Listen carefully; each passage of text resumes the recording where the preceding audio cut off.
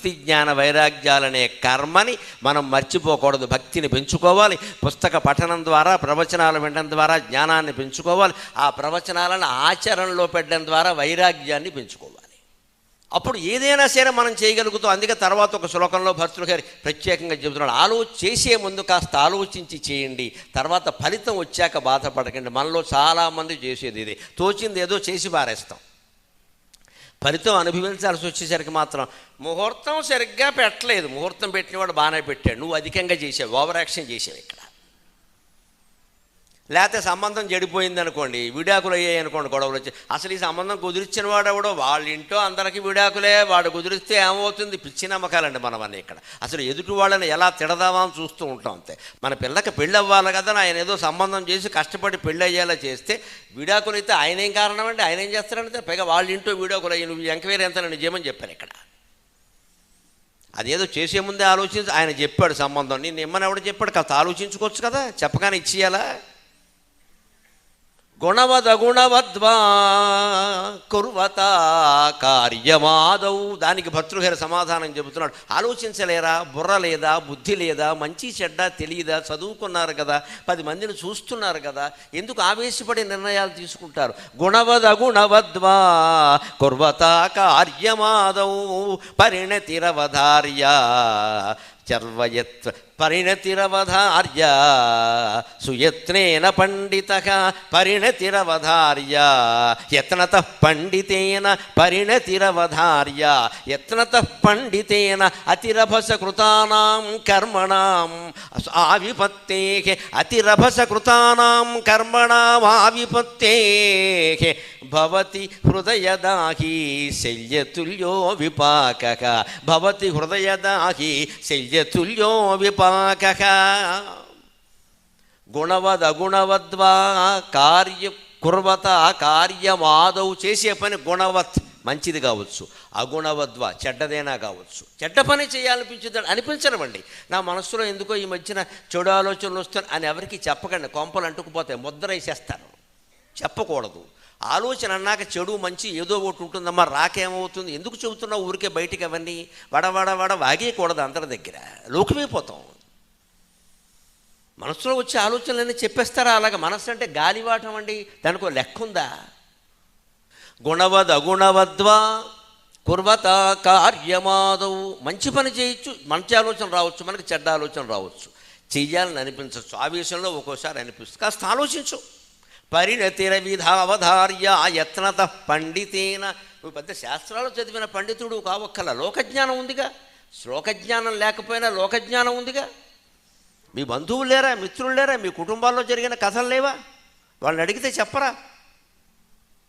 ఆవేశం వచ్చిందని చేసేయడమే వెంటనే. అంటే పరిణతిరవధార్య. పరిణతి అంటే మెచ్యూర్డ్ మైండ్. కాస్త మెచ్యూరిటీతో ఆలోచించు, తర్వాత జరిగే పరిణామాలు ఏమిటి. భార్య మీదో, భర్త మీదో, పిల్లల మీదో, ఎవరి మీదో కోపం వచ్చిందండి, వెంటనే పొడి చేస్తారా? పొడి చేస్తావు, బాగానే ఉంది. భార్య మీద అనుమానం వచ్చింది, పొడి చేసావు, ఏం జరిగింది? ఆవిడ పైకి పోయింది, వీళ్ళు లోపలికి పోయాడు, పిల్లలు అనాథలు అయ్యారు. ఈ పాపం ఎవరిది? ఈ పాపం ఎవరిది? నిజంగా ఆవిడంత ఘోరమో నేరమో చేస్తే కూర్చోబెట్టి తేల్చుకోవయ్యా. పొడి చేస్తే ఏమిటి వస్తుంది? పుట్టింటి వాళ్ళని పిల్లలు కూర్చోబెట్టి తెలుసుకో, పంపేయి. అవసరమైతే పిల్లలు నేను చూసుకుంటాను, నాకు అక్కర్లేదని చెప్పు. అలా చేసిన తర్వాత ఇంక దేనికి సంసారం? ఇన్ని మార్గాలు ఉన్నాయి. అందుకని ఖర్చు ఒకటి ఉంది కదా, నాకు ఆవేశం ఆపుకోలేక పొడి చేసా, ఎవరికి నష్టమైంది? తప్పు చేసిన ఆవిడ వెళ్ళిపోయింది పైకి, ఆవిడకి శిక్షే పడిందో రక్షే పడిందో పోయింది. వీడేమయ్యాడు? జైలుకి వెళ్ళాడు. ఏ తప్పు చేయని 2 పిల్లలు అనాథలైపోయారండి. ఎన్ని పేపర్లో ఎన్ని వార్తలు వస్తున్నాయో గమనించండి. ఇలాంటివి భార్యనా అంతే, ఈవిడికి ఏదో వంకర సంబంధం ఏర్పడింది ఇక్కడ, అంతే. సుపారీ ఇచ్చేయి, లేపేయి. ప్రియుడు సాయంతో భర్తను లేపేసిన భార్య. కలియుగంలోనే మాత్రమే వింటాం ఈ వార్తలు, ఇంకెక్కడ వినం. వాడు సాయంటే వీడిని లేపేసింది, తర్వాత వాడితో సుఖపడుతుందా? చివరికి పోలీసులు 2 పట్టుకున్నారు. పట్టుకున్నాకే కదా పేపర్లో వచ్చింది, లేకపోతే మనకెలా తెలుస్తుంది? ఇప్పుడు వీళ్ళిద్దరు ఏమయ్యారు? జైల్లో ఉన్నారు. ఏమైంది? ఏమి సుఖపడ్డారు? జైల్లో వీళ్ళిద్దరికి చెరో గది ఇస్తారు, ఒక గది ఇవ్వరు. అంత అజ్ఞానులు ఎవరు లేరు పోలీసులు. ఒక గది ఇస్తే ఏం జరుగుతుందో అందరికీ తెలుసు. మరి ఎందుకు చేసినట్టు ఇది? సహజంగా లోకంలో ఉండే ఉదాహరణ చెబుతున్నానమ్మా. పవిత్రమో అపవిత్రమో జరుగుతున్నాయి కదా, కాస్త ఆలోచించడమా. ఇవాళ పత్రికలో ఒక వార్త చూసి అయ్యో బాబు, కర్మ సిద్ధాంతం అంటే ఇదేరా అనుకున్నాను. ఒక పురోహితుడు ఒకరింట్లో కర్మకాండ చేయించడానికి వెళ్ళి లిఫ్ట్ గుంతలో పడి చనిపోయాడు. నిర్ణయం లిఫ్ట్ గుంత. ఎలా జరిగిందో ఊహించండి. నేను క్షుణ్ణంగా చదివాను ఆ వార్త చిన్నదే, ఎలా జరుగుతుంది అసలు ఇది? లిఫ్ట్ గుంతలో ఎలా పడతాడు తెలియదా? లిఫ్టు కటకటాలు తీస్తే కానీ లిఫ్ట్ ఎక్కలేం కదా అసలు. అది సరిగ్గా లిఫ్ట్ ఎక్కడికి రాకపోతే కటకటాలు తీయడం వీలు కాదు కదా సాధారణంగా. పైగా తెలియదా అది గుంతో లిఫ్ట్ తెలియదా, పడిపోతాడా? అంటే చాలా పెద్ద మనిషి అండి. బండి అక్కడ పెట్టాడు అపార్ట్మెంట్ కింద, 2వ అంతస్తుకి వెళ్ళాలి. 2వ అంతస్తుకి అసలు లిఫ్ట్ ఎక్కలేదు, నడిచి వెళ్ళచ్చు. పోలే కావాలనుకున్నాడు, వెళ్ళాడు, బాగానే ఉంది. బండి తాళం వేసేటప్పుడు ఈయనకి ఫోన్ వచ్చింది. ఆ ఫోన్ మాట్లాడుతూ వచ్చాడు ఇక్కడికి. పెద్ద సీన్ అది. లేకపోతే జరగవండి ఇలాంటివి. ఫోన్ మాట్లాడుతూ వచ్చి ఓ నొక్కాడు. అక్కడ 5 నుంచి వరుసగా అంకెలు ఉంటాయి కదా, నొక్కాడు. ఈయన కింద గ్రౌండ్ ఫ్లోర్కి రావాలి, ఓ నొక్కాడు. అక్కడ జీ వచ్చిందో 1 వచ్చిందో అసలు వచ్చిందో రాలేదో, నీకు జ్వరం వచ్చిందో చూసుకోవాలా లేదు. ఫోన్ బాగున్నావా చూసుకో నేను వస్తానులే అన్నాడు. ఈయన అందులో కాలేశాడు, వెళ్ళిపోయాడు అక్కడికి. ఈయన కర్మ కొద్దీ ఏం జరిగింది? ఆ లిఫ్ట్ తెరుచుకుంది. దాన్నే కర్మ అంట. అది తెరుచుకోవడం ఏంటండి? లిఫ్ట్ వస్తే కానీ తెరుచుకోదు కదా, కటకటాలు తెరుచుకుంది. తెరుచుకున్నవాడు ఏం చేశాడు? అలా ఎదురుగా చూసి కాలేస్తే లిఫ్ట్ లేదు గుంత అని తెలుస్తుంది. ఈయన ఇటు తిరిగి ఫోన్ మాట్లాడుతూ ఎడంకాలు వేసాడు, పడిపోయాడు అందులో. అటు తిరిగి ఫోన్ మాట్లాడటం ఏంటండి? అంటే లిఫ్ట్ వచ్చే వరకు ఆగడానికి, లిఫ్ట్ చూసుకోవడానికి కూడా మనకి బుర్ర పనిచేయకపోతే, ప్రాణాలు పోకపోతే ఏమవుతాయి? ఇప్పుడు దీనికి ఎన్ని జన్మల కర్మని అంటకడతారు మీరు? పని లేక వీడు అజ్ఞానం కర్మ. అది ఫోన్ మాట్లాడడం అంతకంటే పెద్ద దద్యనం.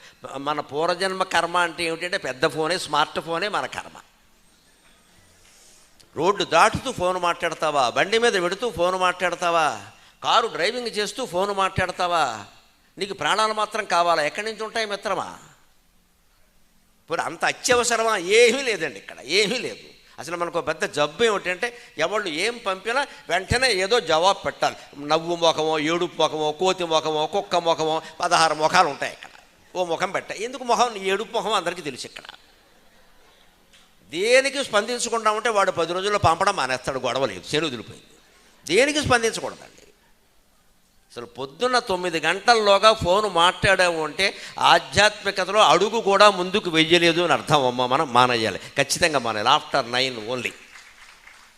పొద్దున్న లేచాక స్నానం ఉండదా, సంధ్యావందనం ఉండదా, పూజ ఉండదా, దేవుడు దయ్యం ఏముండదా? ఈ దిక్కుమాలింది పట్టు కూర్చుంటా ఉంటే పొద్దున్నే అర్ధరాత్రి జరిగిన హత్యలు, మానభంగాలన్నీ మనకు తెలియాలా? ఇవేనా శుభవార్తల? వెంకటేశ్వర సుప్రభాతమా? ఒక నియమం పెట్టుకోవాలి. 9 వరకు ఫోన్ మాట్లాడద్దు. ఎవడు పిలుస్తారండి? మనం ఉద్యోగం చేసే యజమాని కూడా 9 పిలవడమ్మా. వాడికి తెలుసు, వాడు స్నానం చేయాలిగా. అడగచ్చు కూడా, మరి 9 ఫోన్ అయితే ఎలాగండి, మీరు 9 తర్వాత చేయండి చెప్పచ్చు. ఎవరైనా అర్థం చేసుకుంటారు. లేదు మనకి పెద్ద ఫీలింగ్ ఏంటంటే ఫ్రెండ్షిప్లు పోతాయి, బోడీ ఫ్రెండ్షిప్లు. ప్రాణం పోతే శవం అమ్మా. మనం ఎవరు ఫ్రెండ్షిప్ చేసేవాళ్ళు లేరు, మొత్త ప్రేత పిశాచాలు తప్ప. ఏమిటి ఫ్రెండ్షిప్లు? అర్థం లేనివి. రాత్రి 10 కూడా ఫోన్ మాట్లాడడం, అప్పుడు కూడా ఫోన్ పక్కలో పెట్టుకోవడం. ఫోన్లో లైటింగ్ ఉంటుంది, తల దగ్గర దీపం పెట్టారంటే అర్థం ఏంటి? శవం అని అర్థం. అక్కడ దేనికి పెడతారు తల దగ్గర దీపం? ఫోన్ తల దగ్గర ఎలా పెట్టుకుంటారండి? అవతల భార్యాలి కదా. అబ్బే భర్తనైనా వదిలేస్తాం, భార్యనైనా వదిలేస్తాం, కానీ స్మార్ట్ ఫోన్ వదలవాలి. అది పక్కలో అలా ఉండాల్సిందే. ఏమో ఎప్పుడే వస్తుంది, ఏమిటి వచ్చేది? కడుపు నొప్పి. ఎప్పుడే వస్తుంది, ఏమిటి వచ్చేది? ఎవడమ్మా అర్ధరాత్రి ఫోన్ చేసేది? చేయొద్దని చెప్పు. ఈ మాత్రం తెగింపు లేకపోతే ఆధ్యాత్మికత దేనికండి? అంటే ఏమిటి? అనేక రకాల నష్టాలు కలిగినా సరే మన జీవితం మొత్తం మీద కాపాడేది అధ్యాత్మ పరిజ్ఞానం ఒక్కటే, మరో పరిజ్ఞానం లేదమ్మా. కేవలం తత్వజ్ఞానం, కేవలం philosophy saves you my friend, saves you. కేవలం ఫిలాసఫీ, కేవలం తత్వజ్ఞానం, కవిత్వం కానీ, పాండిత్యం కానీ, శాస్త్రాలు కానీ, రాజకీయాలు కానీ ఏవీ మనని కాపాడలేవు. కేవలం తత్వజ్ఞానం. ఆ తత్వజ్ఞానం పొందడానికి మొదటి మెట్టు కదా ఆధ్యాత్మికత. ఓ జపం చేసుకోవడం, ధ్యానం చేసుకోవడం, పూజ చేసుకోవడం, గుళ్ళోకి వెళ్ళడం, అభిషేకం చేసుకోవడం. ఏమీ కాకపోతే ఓ రోజు నోరు మూసుకో, అది అన్నిటికంటే గొప్ప జ్ఞానం. అది ఈ రోజు నేను నోరు మూసుకుంటానంటే అది మహాజ్ఞానం. నువ్వు వశిష్ఠుడంత గొప్పవాడివి, నోరు మూసుకుంటే చాలా అసలు సమస్త లోకాలు బాగుంటాయి. అది ఏది చేత కాదా? అంత పొద్దున్నే ఫోన్ మాట్లాడాలా? ఇప్పుడు బండి దిగాడు పురోహితుడు, లిఫ్ట్ దగ్గరికి వెళ్ళి అప్పుడు ఫోన్ మాట్లాడాలండి? పైకి వెళ్ళాక మాట్లాడుకోవచ్చుగా. వాళ్ళు కాఫీయో టీయో ఇస్తారుగా, తాగుతూ మాట్లాడుకోవచ్చు కదా. ఈలోపు ఇలా మాట్లాడుతూ వెళ్ళాడు, చూసుకోకుండా ఎడంకాలు అందులో వేసాడు, పడిపోయాడు. పైకి వీడి కర్మగాలి, వీడు పడగానే ఆ 5 కిందికి దిగింది. మొత్తం ముక్కలైపోయాడమ్మ మనిషి. 5 కిందకి పడింది. వీడు వెనకాల వచ్చింది అంటే అది స్టార్ట్ అయింది, నొక్కాడు కదా మరి. ఈయన పడగానే వచ్చింది అది. ఇప్పుడు ప్రమాదాలు మనం కొని తెచ్చుకోవడం లేదా? దీనికి మనం చేసే వ్యాఖ్యానం ఏమిటంటే, ఆయనకి ఆ సమయంలో ఫోన్ మాట్లాడాలని అనిపించిందంటే పూర్వజన్మ కర్మ. ఇది తప్పుడు వ్యాఖ్యానం అమ్మ, నేను ఒప్పుకుంది. ఏ కర్మ సిద్ధాంతం ఒప్పుకోదు. ఈయనకు అనిపించబట్టి అది జరిగింది, అంతేగాని అలా జరగాల్సి ఉండి ఈయనకు అనిపించలేదమ్మా. మనకు అనిపించే ప్రతిదానికి పూర్వజన్మ కర్మ కారణం కాదు, మనకు అనిపిస్తోంది అంతే. నీకు అనిపించిన ప్రతి ఆలోచనని పక్కకి తోసేయచ్చు. మనం దానికి ప్రాధాన్యం ఇచ్చి పెంచేసి దాని గురించి ఇంకా ఎస్ఎంఎస్లు పంపేసి నానా గొడవ చేసేస్తాం. ఇక్కడ వచ్చిన ఆలోచన వచ్చినట్టే అవతల బారేస్తే జీవితం అంతా ప్రశాంతంగా ఉంటుంది, హాయిగా ఉంటుంది. అనుమానం వెళ్ళ ప్రతి ఆలోచనని అమల్లో పెట్టక్కల. ఆలోచనకి అమలుకి మధ్యలో నీ బుద్ధి ఒకటి ఉంది, దాన్ని వినియోగిస్తే చాలు. అదే ఇక్కడ చెబుతున్నాడు. గుణవద్వా కుర్వత కార్యమాదవ్. ఏదో పని మొదలు పెడతావు కదా, మంచి పని కావచ్చు, చెడ్డ పని కావచ్చు. పరిణతిరవధార్య యత్నత పండితేన.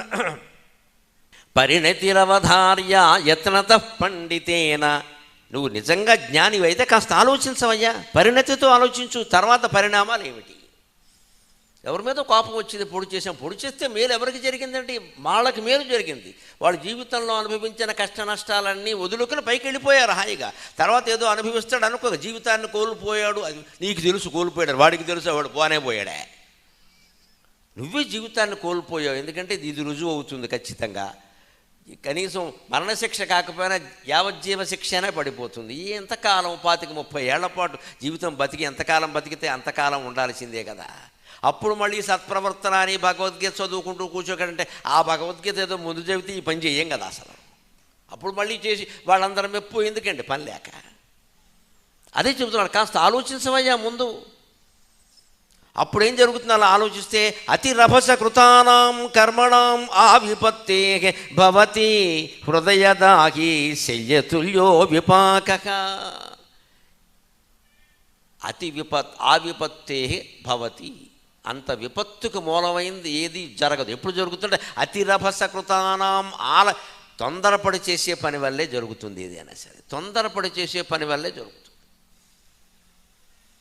వీనికి వెనక ఒక రాజుగారి కథ ఒకటి ఉంది, కిరాతార్జునీయంలో చెబుతారు. ఆ రాజుగారు వేటకెళ్ళాట. 15 రోజులు రాలేదు. 15 రోజుల తర్వాత వచ్చాడు. భార్యను చూడాలని ముందు అంతఃపురంలోకి వెళ్ళాడు. రాజాంతఃపురాలు ఎలా ఉంటే మనకి మళ్ళీ ఉంటాయా మామూలుగా? అదంతా పెద్ద దోమతెర, అది ఇది ముఖమల తెర అన్నీ ఉన్నాయి. లోపల ఆవిడ కనపడుతోంది, పడుకుని ఉంది. ఆవిడేదో గాఢ నిద్రలో ఉందేమో. ఈయన వచ్చినా లేవలేదు, పగలే. ఈయన వచ్చాడు. పైగా చూడగానే ఆయనకు చాలా ఆవేశం వచ్చేసింది. ఆవిడ కౌగిట్లో ఒక పురుషుడు ఉన్నాడు. ఒక పురుషుడు ఆవిడ కలిపి ఇలా పడుకున్నారు. ఇలాగా మంటెత్తిపోయింది, చేతిలో కత్తి ఉంది. నేను లేను కదా అని 15 రోజులు ప్రజల కోసం క్రూర జంతువులను చంపడానికి వేటకెడితే ఇది ఆడది నన్ను మోసం చేసి ఇంత పని చేస్తుందా అని ఏం చేశాడంటే కత్తి తీసుకుని ఆ తెర నరికాడు. ముందు ఇంకా నయం, మనిషిని నరికేలేదు. వెనకాల ఆయనకే బాగా నచ్చిన శ్లోకం ఒకటి, భారవి కిరాతార్జునీయం అనే కావ్యంలో రాసిన శ్లోకం.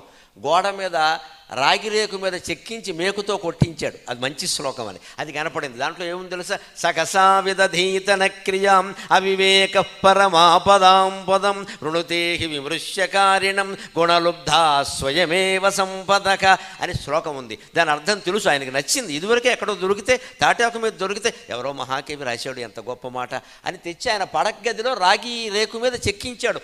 ఆ రాగి రేకు మీద చెక్కించిన శ్లోకం ఇప్పుడు ఆయన సంసారాన్ని నిలబెట్టింది. ఆ కత్తి ఇలా నరకగానే సకసా విదధీతన క్రియాం, తొందరపడి ఏ పని చేయొద్దు. అవివేక పరమాపదాం పదం, అవివేకం అన్ని ఆపదలకి మూలం. వృణుతేహి విమృశ్యకారిణం గుణలుబ్ధా స్వయమేవ సంపదక. సంపదలు కేవలం పొద్దున్నే దీపాలు ఎట్టిస్తే, సాయంత్రం స్నానాలు చేసేస్తే, లక్ష్మీదేవి గుళ్ళోకి వెళ్ళి ప్రదక్షిణాలు చేస్తే సంపదలు రావు. సద్గుణాలు ఉన్నవాడికే సంపదలు వస్తాయి ఖచ్చితంగా. ఆ గుణాలు కలిగి ఉండే ప్రయత్నం. విష్ణుమూర్తిని లక్ష్మీదేవి ఎప్పుడూ విడిచిపెట్టదు, నిత్యానపాయం. ఎందుకంటే ఆయన అందంగా ఉంటాడని కాదమ్మా, ఆయన సద్గుణవంతుడు, పరమ వైరాగ్యవంతుడు, ఎప్పుడూ నిర్మలంగా ఉంటాడు. అందుకే ఆవిడ ఆయన్ని విడిచిపెట్టదు. మన ఇంట్లోంచి లక్ష్మీదేవి బయటికి వెళ్లకుండా ఉండాలంటే మనం సత్యమే పలకాలి, ధర్మంగానే ఉండాలి. మనస్సులో ఎప్పుడు నమ శివాయ నమో నారాయణాయ శ్రీమాత్రే నమః ఏదో ఒక నామం నడుస్తూ ఉంటే లక్ష్మీదేవి, పార్వతీదేవి, సరస్వతీదేవి అందరూ మన ఇంట్లోనే ఉంటారు, ఎక్కడికి వెళ్ళరు. ఇంకా